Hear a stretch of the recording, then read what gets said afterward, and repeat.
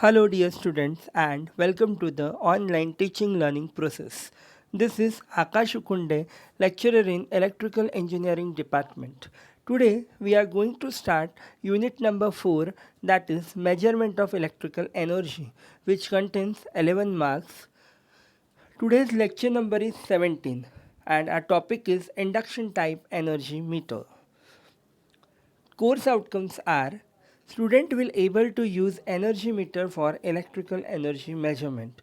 Similarly, the learning outcomes are student will able to describe the construction of given meter with neat sketch. So starting with the today's lecture, first of all we will see what is energy. Energy क्या होता है? जैसे कि unit का नाम है measurement of electrical energy, यानी आप यहाँ इलेक्ट्रिकल एनर्जी को मेजर कर रहे हो। पर इलेक्ट्रिकल एनर्जी मेजर करने के पहले बेसिकली एनर्जी क्या होता है ये हमें पता होना बहुत ज़्यादा ज़रूरी है कि एनर्जी क्या है। एनर्जी को अगर आपको मेजर करना है तो एनर्जी का फॉर्मूला क्या है ये हमें पता होना बहुत ज़्यादा ज़रूरी है। तो हम देखते हैं कि एनर्जी क्या है। Energy is the total power consumed over a time interval. Energy का मतलब ये होता है कि टोटल पावर वो कितना कंज्यूम करता है और कितने समय के लिए करता है, that is nothing but the energy.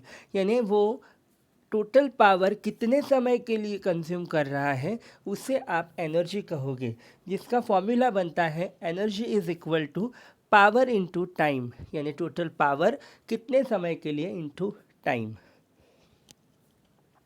Units of energy अगर देखा जाए तो kWh ही यूनिट ऑफ एनर्जी है। किलोवाट आवर होता है और इसे जूल्स कहता है। So 1 kilowatt hour is nothing but 1 unit of energy.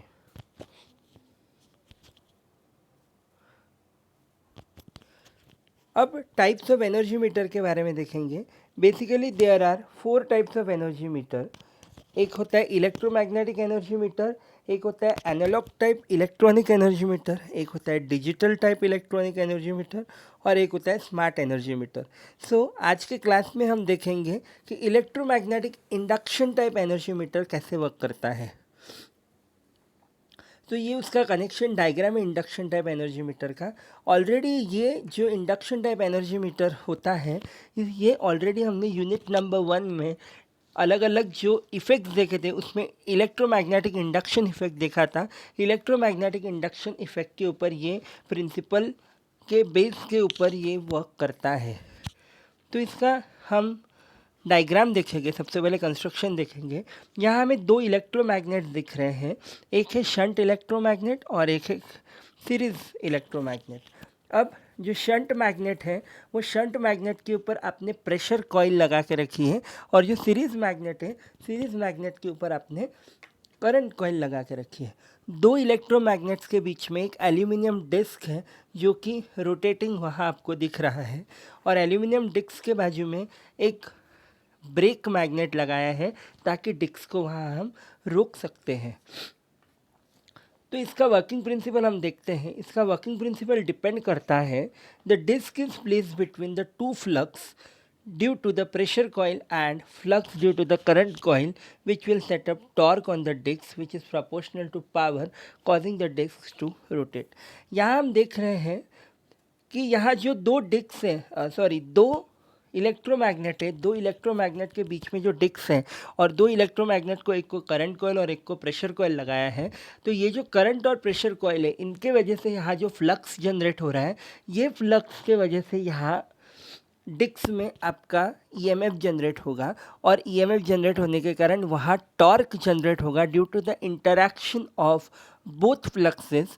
Flux generate due to pressure coil and flux generate due to current coil. इन दोनों के फ्लक्स के कारण डिस्क के ऊपर टॉर्क जनरेट हो रहा है और वो टॉर्क के कारण डिस्क जो है आपका मैकेनिकल फोर्स एक्सर्ट कर रहा है और डिस्क आपका वहाँ रोटेट हो रहा है।